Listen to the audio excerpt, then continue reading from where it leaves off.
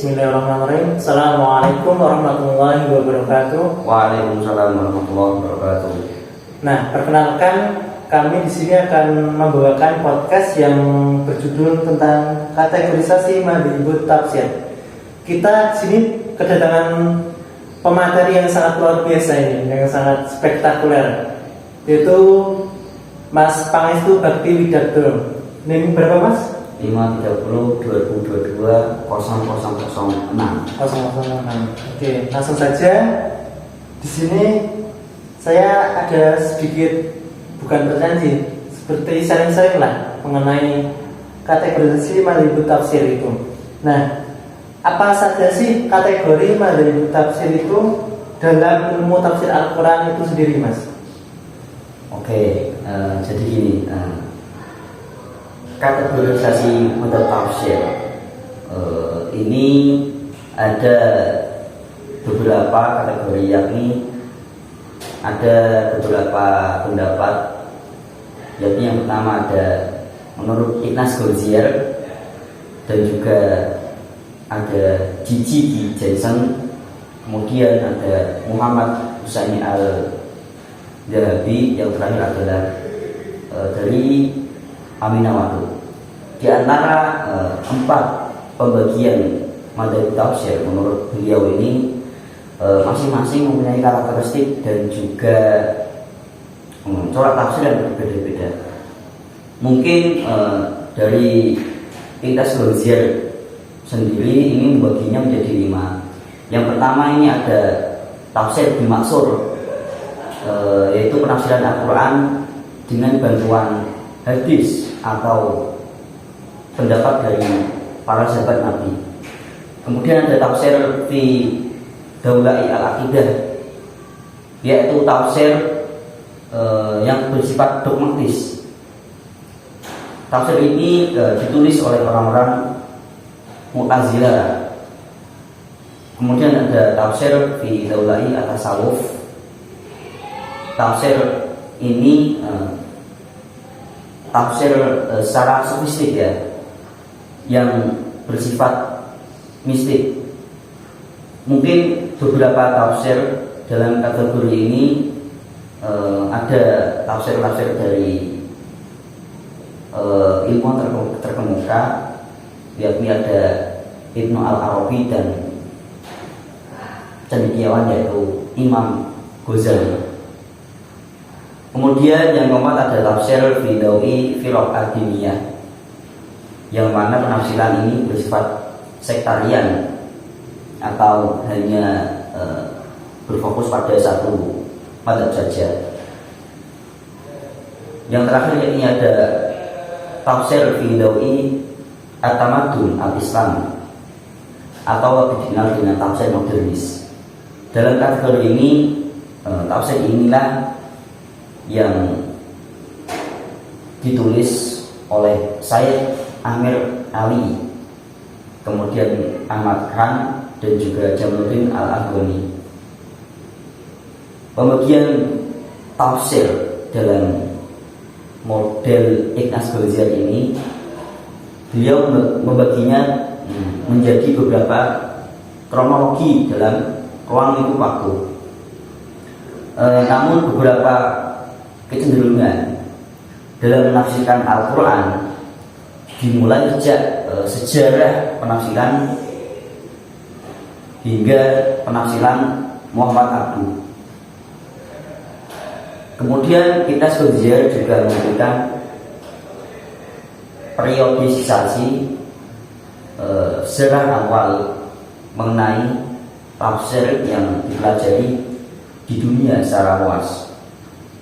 Beliau juga menyebutkan karya-karya tafsir seperti tafsir Ibnu Katsir, Al-Alusi, Abu Su'ud, dan Abu Hayyan.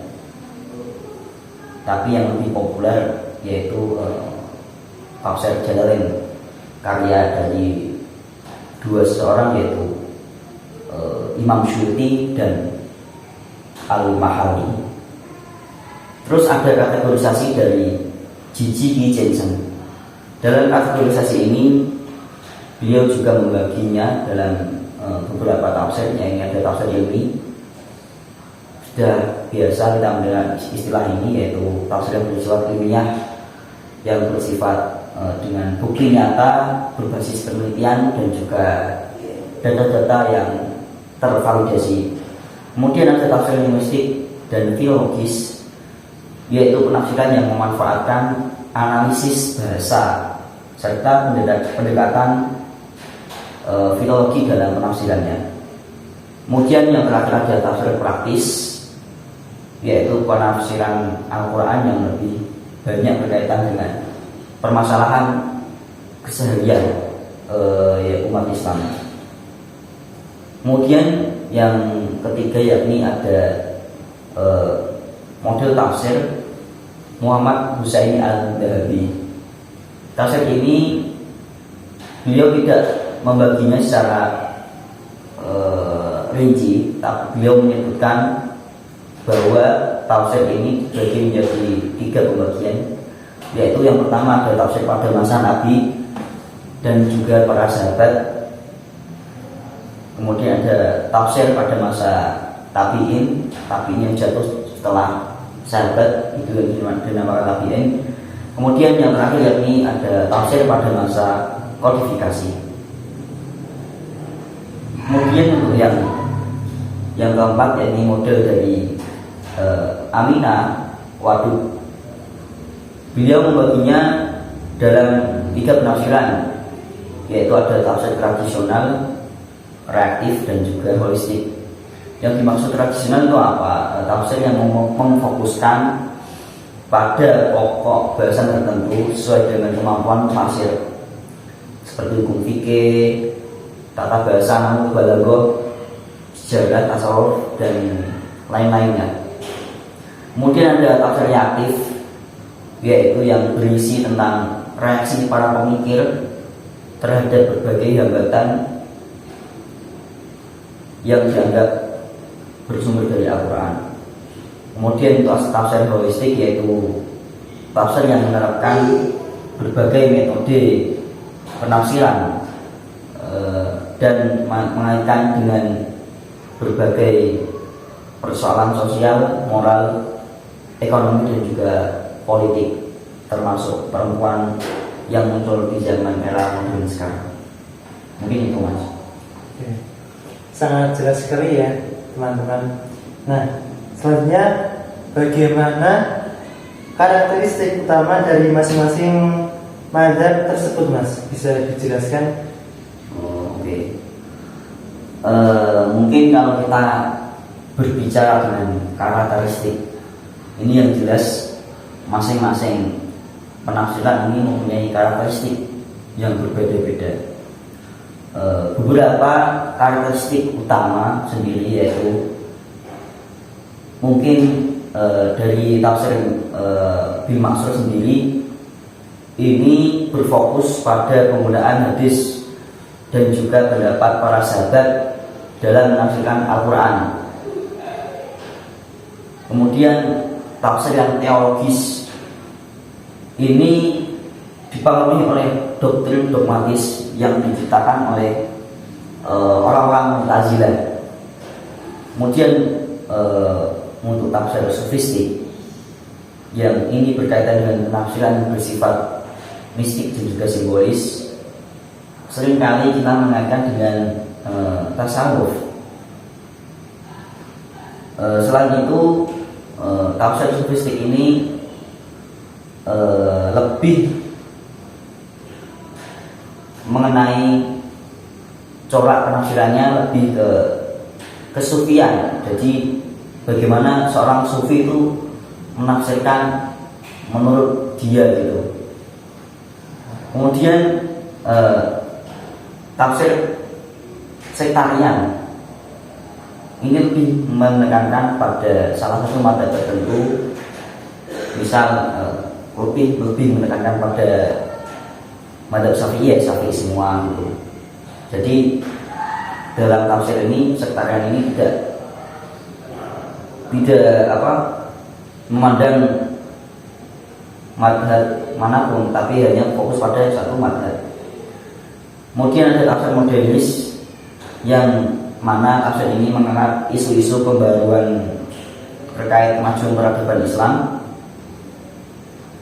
Ada tafsir ilmiah yang mengedepankan penggunaan yang berbasis data atau ilmiah, yang dimana data tersebut telah tervalidasi atau terverifikasi. Kemudian ada tafsir praktis, ini membahas tentang masalah hukum keseharian umat, seperti membahas fikih, tata cara ibadah,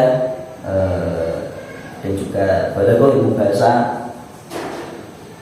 Kemudian yang terakhir ini ada tafsir domestik yang mencakup penafsiran yang komprehensif.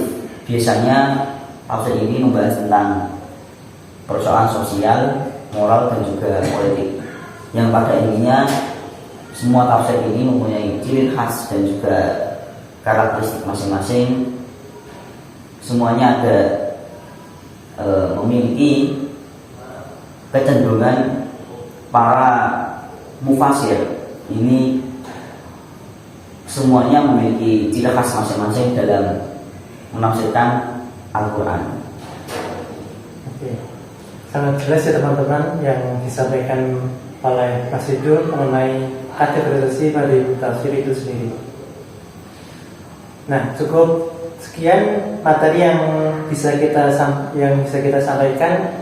Kurang lebihnya mohon maaf. Wabillahi taufiq wal hidayah. Wassalamualaikum warahmatullahi wabarakatuh. Waalaikumsalam warahmatullahi wabarakatuh.